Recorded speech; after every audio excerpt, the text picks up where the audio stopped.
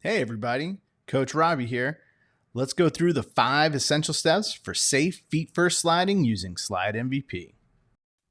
Alright players, let's get started with step 1, butt down. First, have a seat right on your butt. That's right, we slide on our butts, not the sides of our legs. This is super important for protecting your legs from injury.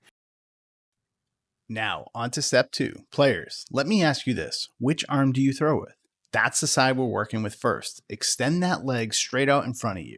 Next, take your opposite leg and tuck it tightly under the extended leg, forming a figure 4 shape. Now, here's an important detail. We want to flex the foot of your extended leg, toes pointing up and towards the body. Flexing your foot not only keeps your toes safe from dragging, but also positions your leg to absorb impact effectively. Next, let's move on to step 3, arms up. Raise your arms overhead. This is a crucial step to keep your arms and hands safe from any potential impact or injury during the slide. Let's finish with step 4. Gently tuck your chin towards your chest and lean slightly back. This simple movement is key to protecting your head and neck from injury during the slide. Now that we've mastered the 4 steps, it's time to practice. First, we'll work on dropping into the slide from a standing position. Coaches, have your players stand tall and guide them through each step as they transition into the sliding position. I recommend players do this at least 10 times to build confidence and muscle memory.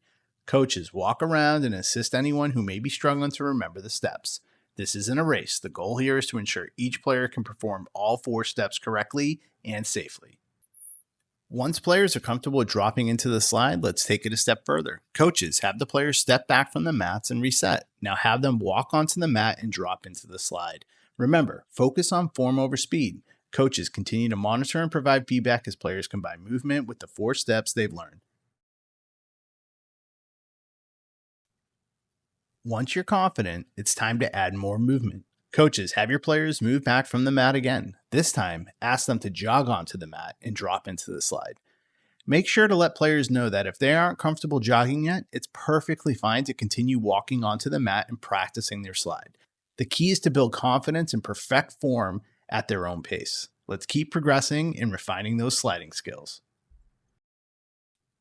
Quick coach's tip. If you have a player struggling on the mat, pull them to the side and work with them one-on-one. Have them go back to the standing position and practice dropping into the slide step by step.